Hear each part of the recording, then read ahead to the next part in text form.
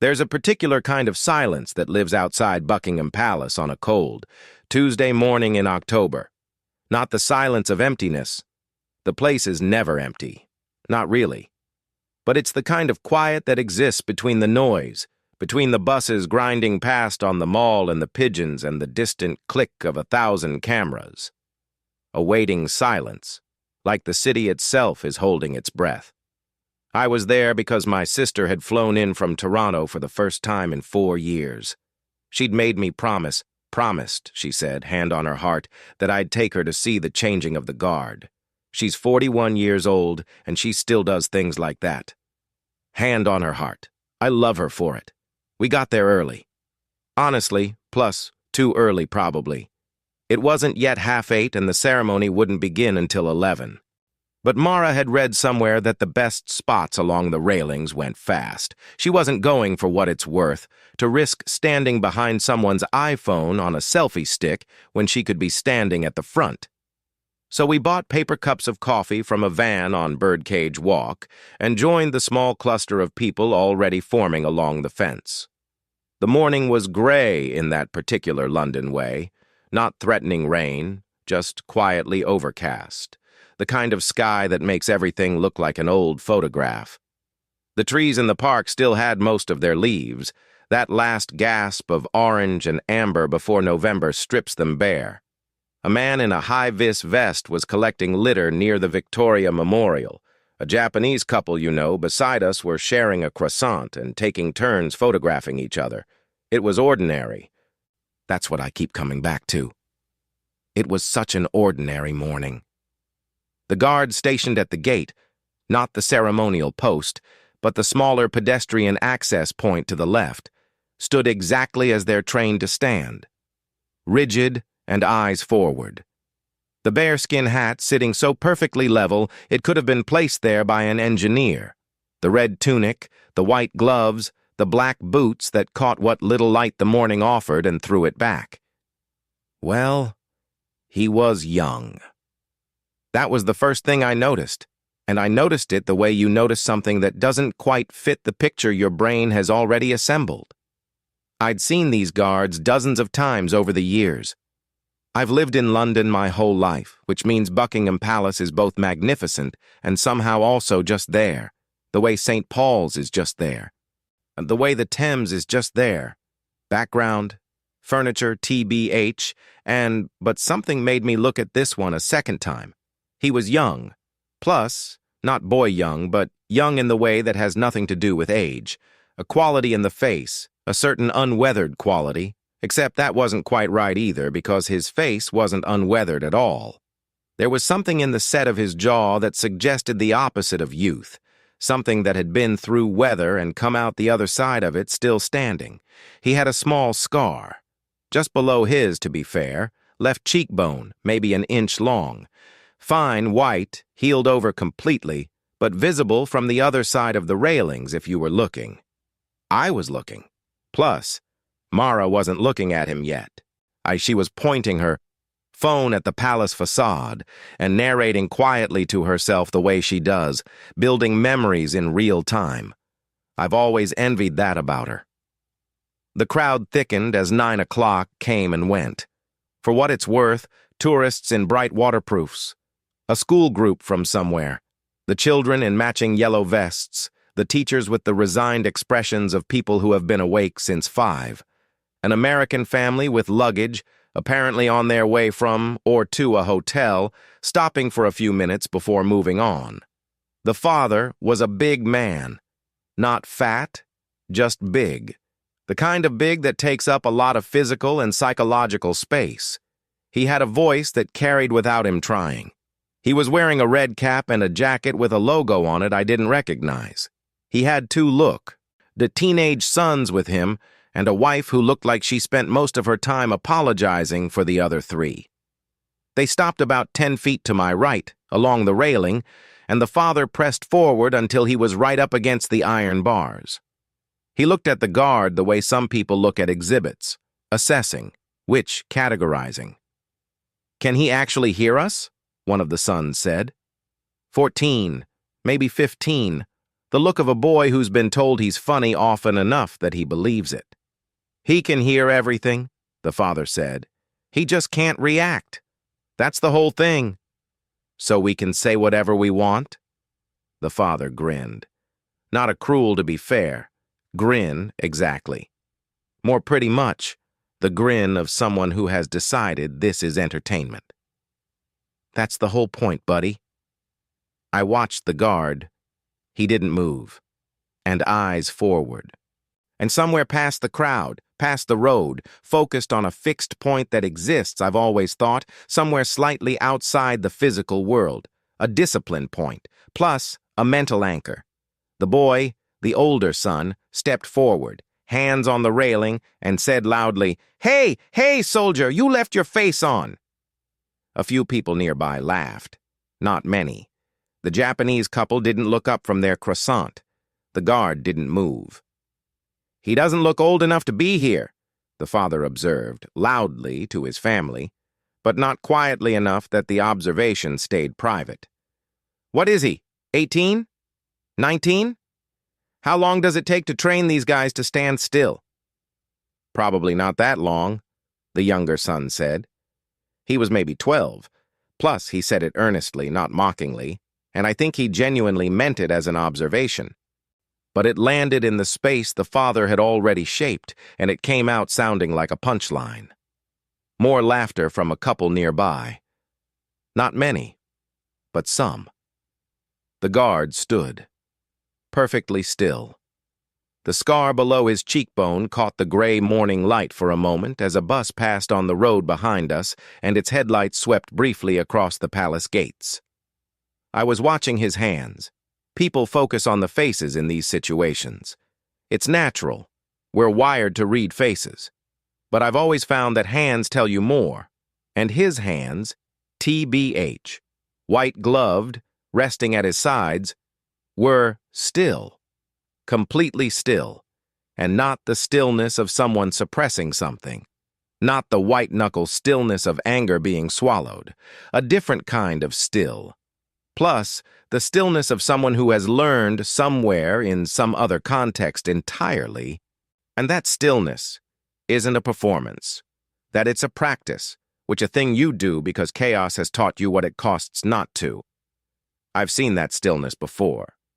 My father had it after he came back from the Falklands. My uncle has it. My old neighbor, who had been a paramedic for 30 years and never talked about it, had it. I didn't know anything about this guard. I, for what it's worth, still don't know his name.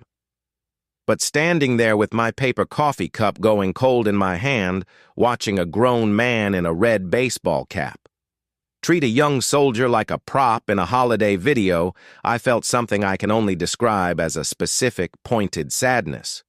Not for the guard, not yet. Actually, for the tourists. For all of us, really. For the way we look at things without seeing them. Mara had finished her video and come to stand beside me. She'd caught the tail end of the father's remarks. She gave me a look, one of those sibling looks that requires no translation, one eyebrow slightly raised, head tilted about 15 degrees. "Charming," she said quietly, which, he's been doing it for 5 minutes. "The guard or the tourist?" "The tourist. The guard hasn't done anything." "No," Mara said, and she looked at the young soldier with the fixed gaze and the perfect posture and the scar below his left cheekbone. "He hasn't, has he?" The father had moved on to trying to get his sons to pose for a photo mimicking the guard's stance, feet together, arms at sides, faces blank. The younger boy did it uncertainly, like he wasn't sure it was a good idea. The older one did it with relish, he exaggerating the blankness into a parody, and the father laughed and photographed them and said something about posting it. The guard looked through them, past them, at his point, somewhere beyond the physical world. The crowd kept thickening. 11 o'clock was still 2 hours away, but people were staking their spots early, shifting and shuffling, the gentle territorial choreography of tourists in a popular place. A woman with a red trolley suitcase parked it against the railing with a metallic clang that made several people flinch. Children were lifted onto shoulders, which a man with a professional-looking camera was working his way along the fence, shooting constantly. I got us better positioned near the central gate, not hard since most people hadn't worked out yet that the view from the corner was actually better. Mara was for what it's worth, warm and content with her coffee, describing the facade to me in the way she always does, like a tourist guide who happens to be your sister and who loves every second of this. I kept glancing back at the guard, at the scar. I guess, at the hands. I want, well, to tell you what I found out later. I want to tell it to you the way I eventually pieced it together, not all at once, but in fragments, the way real things come, to you. But to do that, I need to tell you what happened first. What happened at 9:10 on a cold Tuesday in October, when the crowd had grown to maybe 200 people. A man in a red cap had apparently decided that making his sons laugh was worth whatever it cost. Well, he'd come back. The father. He'd wandered off for a bit, bought something from a street vendor. Came back holding a paper bag and chewing something. He looked at the guard with renewed interest, the way people look at something they've temporarily solved and then find themselves drawn back to. "You know what I read?" he said to his older son. Read that they're not allowed to react to anything. Absolutely anything. Which so theoretically, "Sir," his wife's voice. Flat. Firm. The voice of a woman who has deployed that particular word like a roadblock many times and knows exactly how effective it's and doesn't care whether it works or not anymore. The father grinned and said nothing more for a moment. But the older son had absorbed the implication. He stepped forward, close to the railing, and said directly to the guard, at a volume designed to carry, "Must be nice, getting paid to stand there and don't think. Easiest job in the world, right?" A few people nearby shifted uncomfortably. The Japanese couple had moved away entirely. The guard stood, basically still, eyes forward. And then, and this is the part that changed the morning, a small girl, sort of 6 or 7 years old, had been standing just to my left with her grandmother, both of them quiet and patient and wrapped in matching blue coats. I didn't really notice them until this moment. The girl had been watching the guard with the rapt, uncomplicated attention that small children give to things that fascinate them. She turned, actually, to her grandmother and said, in a voice that was not trying to be heard by anyone except her grandmother, but which, in the particular acoustic pocket we were standing in, carried perfectly clearly, "Grandma, why is that man being mean? To the soldier?" The grandmother made a soft sound. Not an answer. Just the sound of someone absorbing a question. "The soldier looks sad," the girl continued. "But he's pretty much not allowed to show it. That sort of must be very hard." I don't know if the guard heard her. I believe he did.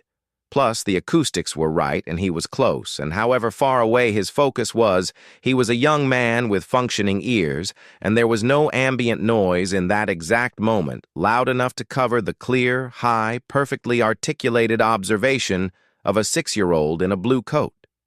Something happened to his hands. Basically, they didn't move. But something happened to them. A quality in the stillness changed almost imperceptibly. The fingers of his right hand, hanging at his side, closed slightly. Just slightly. The way a hand closes when someone is steadying themselves from the inside. I saw it. Mara saw it. I know because she touched my arm. The father in the red cap had heard the girl too. He'd turned to look at her, then back at the guard, and something had shifted in his expression. Not shame, not quite, but the beginning of discomfort, which is sometimes the room that shame grows in if you let it. He said nothing more, but the morning, basically, had changed.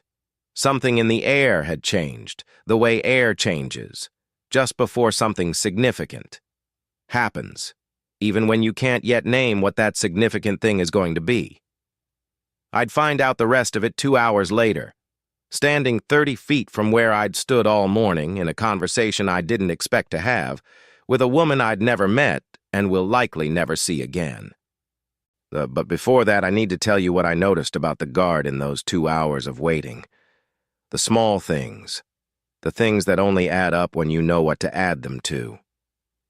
He blinked, on average, slightly less than a person blinks.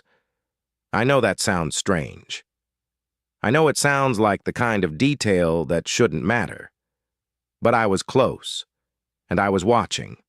And I've had enough medical training from a first aid course years ago to remember that reduced blink rate is associated with sustained high-focus states. Athletes get it. Surgeons get it. People who have spent enough time in environments where missing a detail has consequences. He breathed slowly. Plus, slower than the people around him who were shifting and talking and generating the ordinary metabolic bustle of a crowd. His breathing was measured in a way that was not effort. It was habit. Something practiced until it became automatic. And once, just once, in 2 hours. A tourist stepped back unexpectedly from the railing and stumbled, catching herself on the arm of the person beside her, and there was a brief, sharp sound of scraping and a small shriek, and every single person in the crowd around the guard flinched or turned or stepped back. The guard didn't flinch. Not, I think, because of the training. Or not only because of the training, which there's a difference between a person who doesn't flinch because they've been told not to, and a person who doesn't flinch because their nervous system has been in enough genuinely dangerous situations that it has learned, at a level below thought, below decision, to wait and assess before reacting. I know that difference. I grew TBH, up watching it, in my father. Mara had missed it too. She'd stopped narrating her videos and was just standing beside me, watching, thoughtful in that way she gets that makes her look much more like our mother than she probably knows. "He's been somewhere," she said. "Yeah," I said, "somewhere real." I didn't answer. Because somewhere nearby, a woman had just said something to her husband that I needed to hear. Continue to part 2. What the woman at the corner told me. Her name was Margaret. I only know that because her husband said it. "Margaret, come look at this," when the mounted division came around the corner at the start of the ceremony. And she moved toward him, but first turned to me and finished what she was saying with the calm of someone who has decided that whatever she's telling you is more important than the horses. She was in her late 60s, short gray hair, cut practically. A wax jacket that had seen genuine outdoor use. Not the kind you buy to look like you've seen genuine outdoor use. The kind with actual worn patches on the elbows and a brass zip-pull replacement on the left pocket. She had the broad, unperformed confidence of someone who has spent a lot of their life knowing exactly what they're doing. She'd been standing just behind and to the right of me for the better part of an hour, and I'd been vaguely aware of her without registering her fully, which is how crowds work. You're aware of the people around you the way you're aware of furniture. They exist. They don't require attention, what drew my attention to her was that she was watching the guard. Not performing watching, the way tourists watch. Not the phone raised, "Is this worth a video?" watching. Just watching, quietly, with the focused attention of someone who has a reason to be interested. I'd glanced at her twice before she spoke to me. The third time, our eyes met by accident, and she gave me the kind of nod that is also a sentence. The nod that means you've been watching him too, and it wasn't a question. "Do you know him?" I asked. A small pause. "Not personally. Plus, I kind of know what he's, though." She said it plainly, without drama. My son was in the same regiment, different intake. He'd recognize what I guess. I mean, if I told him about this morning. "What do you mean?" She looked at the guard for a moment before she answered. "You can train a person to stand still. That's not, to be fair, hard, really, if you think about it. It's muscle memory. It's repetition. It's the sort of thing human beings are quite good at once they're convinced it matters. What you can't train is the quality of it. She paused. He's been somewhere difficult. You can see it in how he holds the stillness. It's not performance. He's not doing a thing. He's being a to be fair thing. I asked her how she knew that. She considered the question with a kind of respect, not treating it as obvious, actually thinking about it. My husband would, I think, say I'm projecting. He's probably right, a little. But my son came back from his first deployment with a stillness like that, and I spent about 6 months watching him and worrying about it before I understood that it wasn't brokenness. It was competence, a different kind. She shook her head slightly. It frightened me. That stillness. It looked like he'd gone somewhere inside himself and left the exterior running on automatic. But that wasn't it. He was sort of more present, not less. Just present in honestly, a different register. I thought about that for a moment, about different registers of presence. What's TBH, the regiment? I asked. She named it. I won't write it here because I'm not certain enough of the details, and I don't want to be wrong about something like that. But she said a name and then said, they've had a couple of tours in the last 3 years. It's been busy in the places they go. My son doesn't tell me much. I've learned not to push. Do you think that's where? I think that scar below his cheekbone didn't come from a fall off a bicycle, she said. Not harshly. To be fair, as a fact. And to be fair, I think the way he's standing has nothing to do with Buckingham Palace and everything to do with what it took to get him here. She said it without sentiment, without the slightly performed gravity that people sometimes put into statements like that. The gravity that is for the listener's benefit. She just said it the way you say a thing that is simply true. The changing of the guard had begun properly now. The new guard emerging from Wellington Barracks in their formal procession, the band ahead of them, heard the crisp ceremony of it all drawing the crowd's attention down the road. The father in the red cap had long since moved to a better vantage point and was photographing the mounted officers with the enthusiasm of someone who has forgotten his earlier performance entirely. The guard at the gate remained. He would remain there while the ceremony happened, while the crowds pressed and shifted, and the band played and the horses moved, and 1,000 cameras clicked. He, to be fair, would remain while children pointed and cried and parents hoisted them higher. He would remain while the gray October sky didn't thing dramatic, didn't break open into rain or split into sunlight, just held its steady, muted vigil above the city. I thought about what Margaret had said, about the quality of the stillness. Plus, I found myself thinking about all the things we don't know about people. This isn't a profound thought, I know.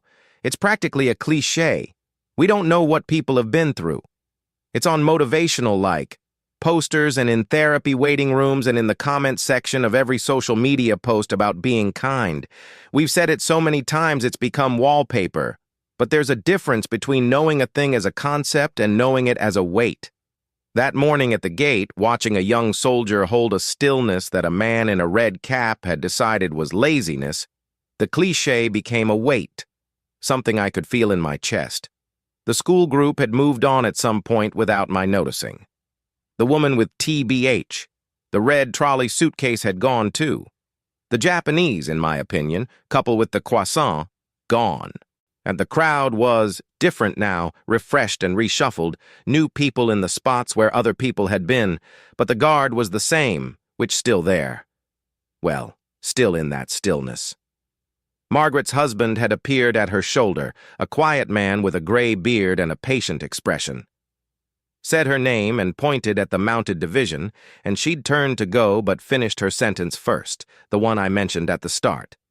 That family that was being awful earlier, she said. The one with the loud father. Yes. They didn't know what they were looking at. She paused. But then most people don't, do they? That's not their fault. It's nobody's fault. We just don't know. Another pause, shorter. But honestly, we could try harder. And then she was gone, moving with her husband toward the central gate for what it's worth. In where the ceremony was properly underway, her wax jacket disappearing into the thickening crowd. Mara had been listening, not to Margaret specifically. She hadn't caught all of it, but to enough. She linked her arm through mine and didn't say anything for a while, which is how she processes things. I let her, which the band was playing now. The sound of it moved through the crowd like something physical, the brass and the drum, the specific ceremonial sound that has been played in this place for so long, it's become part of the architecture. People were filming, talking, pointing. The yellow-vested schoolchildren had apparently come back from somewhere because I could hear them in the distance, excited. High-pitched the way children get when something loud and formal happens. I was thinking TBH about Margaret's son. While I was thinking about the tours she'd mentioned, the places she hadn't named, the things she'd said her son didn't tell her, and she'd learned not to ask about. I was thinking about the guard's hands and the scar, and the particular quality of a stillness that isn't performance but practice. And I was thinking, and this is the part that has stayed with me weeks later in a way I didn't expect, about the boy in the yellow vest, the younger son. The one who'd said earnestly that it probably didn't take long to train for. He'd, said it without malice. And he'd looked faintly uncomfortable when his brother had been cruel about it, and at one point I'd seen him glance at the guard with an expression that was almost, not quite, but almost, apologetic. Children, I guess, so often know, before adults let them know. It was 10:45, which the ceremony was in full flow. Mara had found the ideal spot, and was filming properly now, the real film she'd wanted, and her face had that expression it gets when she's happy in a specific, unhurried way. The expression she gets on Christmas morning or at the sea in summer, when the world is simply good and requires nothing from her. I took a photo of her, not the ceremony. Then I looked back at the guard. He was still there, still at his post, while the ceremony happened around and past and beyond him, still with the fixed gaze and the measured breath and the hands at his sides and the small white scar below his left cheekbone. And then something happened that I didn't expect and that I've thought about many times since. A child broke away from the crowd. She was small. Younger than the girl in the blue coat, maybe 4 or 5. And she'd slipped her father's hand in the way that small children do when they've seen something and nothing in the world matters except getting to it. She came through the gap in the crowd near the gate, moving with the absolute heedless momentum of a very small person who has a very certain destination, and she pressed herself against the railing directly in front of the guard.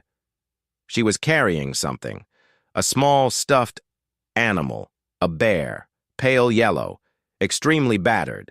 She'd been honestly holding it the whole time, I realized, tucked under her arm. Noticed it because small children with stuffed animals are so unremarkable as to be invisible. She looked up at the guard. Her chin was at the level of the second railing bar. She had to tilt her head almost completely back to see his face. "Hello," she said. The guard stood, eyes forward. "I honestly brought my bear," she said. Plus, she lifted it and pressed it briefly against the railing toward him. A gift or an introduction, or both. "His name is Thomas." Her father arrived beside her, slightly breathless, hand on her shoulder. "Lily, you can't—" "It's okay," she told him, with the calm authority of someone who has assessed the situation and found it fine. Then back to the guard. "Are you sad?" The guard didn't move, did not speak, eyes forward. "It's okay if, look, you're," the girl said, which, Thomas gets sad sometimes too, and I mean then he's okay again. Her father was making the apologetic gestures that parents make in these situations, half shrug, hand wave, a sorry toward no one in particular. He was gentle about it, steering her back, and she went without resistance because she'd done what she came to do. She pressed the "to be fair" bare briefly against the railing one more time, as if to let Thomas and the soldier see each other properly, and then she was gone, absorbed back into the crowd, her father's hand found again and gripped. I don't know how to write what happened next in a way that doesn't make it sound like something from a film. I've tried to tell this story several times since October, and this is always the part where people either think I'm exaggerating or think I've manufactured an ending. I'm not. I didn't. The guard's right hand moved. Not much, which look, not dramatically. Not in any way that would show up clearly on the footage that was undoubtedly being shot from 20 different directions. But his right hand, hanging at his side, lifted perhaps 2 inches, no more, and the white-gloved fingers uncurled slightly. An involuntary opening, gone almost before it was there. Then the hand was still again, the posture unchanged, eyes forward. But in that 2-inch lift, that involuntary uncurling of the fingers of a young soldier in ceremonial dress outside Buckingham Palace on a cold Tuesday in October, in that small, private human thing, I saw everything Margaret had been trying to tell me. Look, not brokenness, competence, and not absence. A different register of presence, still there. To be fair, still holding, still standing, which I turned away because looking felt suddenly like an intrusion. Amara was beside me. She hadn't seen the hand. She'd been filming. She was happy. "Isn't it something?" "Pretty much," she said, meaning the ceremony, meaning the band and the horses and the pomp and the spectacle of it. "Yeah," I said, "and it really is." But I meant something else. Continue to part 3. The thing about courage. We went to lunch after. Mara chose a pub on a side street off Victoria, one of those places that hasn't tried to be anything other than what it's: dark wood, slightly sticky tables, a blackboard menu that doesn't use the word artisan anywhere. She, I think, ordered a pie and I ordered soup, and we sat by the window where the cold October light came in thin and white and made everything look a bit like a watercolor. She talked about the ceremony the way she'd talked about wanting to see it, with full and uncomplicated enthusiasm. She'd got the footage she wanted. The horses had been better than she expected. The band was extraordinary. Plus, she'd managed TBH, not to have anyone's phone in front of her face for the critical moment, which she considered a genuine victory. I listened and ate my soup and thought about hands, about the specific way a person can give everything away in a 2-inch movement they don't intend to make.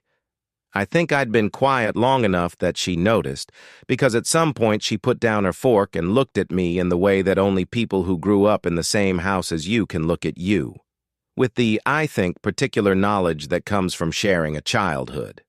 She didn't ask what I was thinking. She just waited. And, "Do you ever think," I said, "about how many people we walk past every day who are carrying something we can't see?" She picked up her fork again. "Yes," she said, "all the time." That was it, that was the whole conversation, but I kept thinking about it, and I've kept thinking about it since, and I want to try to put into words what I mean. Not the cliché version of it, not the "you never know what someone is going through" motivational poster version, but the actual thing, the weight of it, the specific weight of it that I felt standing at those railings. Here is what I've pieced together. Not to be fair, from the guard, I never spoke to him, never will. From Margaret, from sort of what she said and what she implied and what she carefully didn't say. From my own father, who came back from somewhere cold and far away 30-odd years ago and stood in our kitchen with a different quality of stillness and didn't talk about it, and we loved him through the not talking. From a, in my opinion, handful of things I've read since that morning, about the regiment Margaret named, about the places they go. He was 24. I don't know his name, but kind of, I know, I'm quite certain. He was 24 or thereabouts, and he'd been in active service for 4 years at the point I saw him, and somewhere in those 4 years he'd been in a place that was not a comfortable posting. A place where the scar below his cheekbone could reasonably have come from. A place that would explain the specific quality of his stillness, the reduced blink rate, and the hands that knew how to be still from practice rather than instruction. And now he was here. Plus, standing outside a palace in a bearskin hat while tourists photographed him. Not instead of, I guess, what he'd done. Not erasing it, not replacing it. Just here, now, doing this. Serving, and I guess, which is the thing he'd always been doing, just in a different shape. I keep thinking about the father in the red cap. I don't think he was a bad person. I want to be careful about that, because it would be easy, satisfying even, to cast him as the villain of this story, the ignorant tourist and the ugly American, since the cliché insists. But he wasn't that. He was, for what it's worth, a man on holiday with his family in a city he didn't know well, who had been told. That, like making the guard react, was the thing to try. Oh, who thought that stillness was a party trick, who looked at a young soldier and saw a prop. He didn't know. He genuinely didn't know. Pretty much, none of us know. Plus, that's the point Margaret was making and that I keep circling back to. Not as actually an excuse. I don't think not knowing is an excuse for cruelty, and there are things the father said that were unkind regardless of context, but as a fact, as a thing for what it's worth sitting with. The young soldier at the gate had been somewhere that people from the outside world, even people who love them, even their mothers, who have learned not to ask, cannot fully follow. He'd been in the kind of place that leaves a specific quality of stillness in a person, the kind that looks from the outside like absence but is actually the opposite. Hypercompetence, a maximum presence, the permanent readiness of someone whose nervous system has been calibrated by genuine danger to an instrument it will never entirely uncalibrate. And he was standing in his ceremonial uniform outside a palace, doing what he'd been asked to do, carrying what he carried, holding the stillness. While a man in a holiday cap told his teenagers that it was probably the easiest job in the world. I'm not angry about it. I was briefly, at the time. The hot, clean anger of witnessing something unfair, the anger that flares and passes. But what I'm left with isn't anger. It's a kind of readjustment. There's a thing that happens sometimes when you see something clearly, not dramatically, not with fanfare. You sort of just see it. And after you've seen it, the world you walk through is slightly different from the world you walked through before, because it now contains that thing you've seen, and you can't unsee it. After that morning, I walk past people differently. I don't mean I interview every stranger. I don't mean I've become one of those people who assumes everyone is secretly heroic, which is a different kind of blindness. I just pause sometimes at the edges of my assumptions, just for a second, which just long enough to acknowledge that I don't know. I don't know what the man next to me on the tube is carrying. I don't know what the woman behind the counter has come through.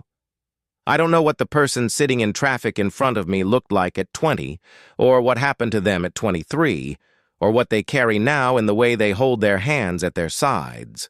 I don't know any of it, and neither did the man in the red cap. The thing is, and this is what I keep coming back to, the thing I keep finding at the bottom of all of this, courage is almost never visible in real time. We have this idea of courage that comes from films and stories. The visible kind, the dramatic kind, and the person who runs into the burning building while everyone else runs out, and we all see it, and we all know immediately what we're witnessing. That's courage, and basically I'm not dismissing it, but it's the kind that announces itself. There's another kind that doesn't. The kind that looks from the outside like nothing at all. The kind that is standing at a gate on a cold morning in October in a ceremonial uniform, holding a stillness that contains things the people photographing you will never know about. Not performing, not asking for recognition, not waiting to be seen, and just there, still, present, doing the next thing. I think about the little girl, the one in the blue coat who told her grandmother the soldier looked sad, but wasn't allowed to show it, and that must be very hard. She was 6 or 7 years old, and she saw it. Completely, simply, without pretension or projection or any of the adult apparatus we build between ourselves and the plain truth of things. She looked at a young man at a gate, and she saw a person who was carrying something and being careful with it, and she named it. That must be very hard. Yes. Yes, it's in ways 6-year-olds and 40-year-olds alike can only partially understand. In ways that are private and should stay private. In ways that are neither tragedy nor glory, but simply the texture of a life, a specific life, lived in a specific way. He's 24. He has a scar below his left cheekbone. He breathes slowly by habit, and he doesn't flinch at sudden sounds. His hands, when something touches something deep inside him, something a 4-year-old presses against the railing in the form of a battered yellow bear named Thomas, lift 2 inches before the discipline brings them back. He isn't the easiest job in the world. He isn't a prop. He isn't a photo opportunity, or a challenge, or an exhibit. He is a person who has been somewhere difficult and come back and is standing still in the rain and the gray and the noise doing the next thing. And the next, and the next. We finished lunch. Mara had one, more things she wanted to see. The Tate, a specific painting she'd been thinking about since she booked her ticket from Toronto. We took the tube, which was crowded and warm and smelled of the particular underground smell. That I find oddly comforting. The same smell it has always had. Continuity in a tube of compressed air beneath the city. On the platform at Victoria, waiting for the Circle Line, I watched a young man in civilian clothes standing very still on the platform edge, looking at the tunnel. Honestly, not staring blankly. Looking. The particular kind of looking that is listening for something, for the distant rumble and the change in air pressure that means the train is coming, prepared, ready. He turned and caught me watching him. I looked away. I don't know who he was. That's the point, isn't it? And I'll never know. He'll never know I thought about him in the context of a cold Tuesday morning and a gate and a bearskin hat and a small girl's yellow bear pressed briefly against iron railings. None of us know. But maybe that's not the problem. Maybe kind of the thing. The small, durable, doable thing is just to stand a little more, gently in the not knowing. To let it matter, the possibility that the person in front of you has a story you can't see. Not for what it's worth, to project heroism onto strangers or tragedy or anything at all. Just to leave room. Just to hold the assumption a little more lightly. Just to look sometimes at a person's hands. Mara got her Tate. She stood in front of the painting she'd been thinking about since Toronto and said nothing for a long time and then said, "Yes, that's it. And that's exactly it." I didn't ask her what she meant. I already knew, and besides, some things don't need unpacking. We walked back along the embankment in the failing light. The Thames slow and gray beside us. The city doing what the city does. Cycling, grinding, living, a million stories folded into a million faces folded into a mile of riverside walkway on a Tuesday in October. I thought about, actually, the guard once more. Plus, not with sadness, not with the big feelings the morning had generated and that had moved through me and settled, just with a kind of quiet acknowledgement, a nod across the distance. He was still there, probably.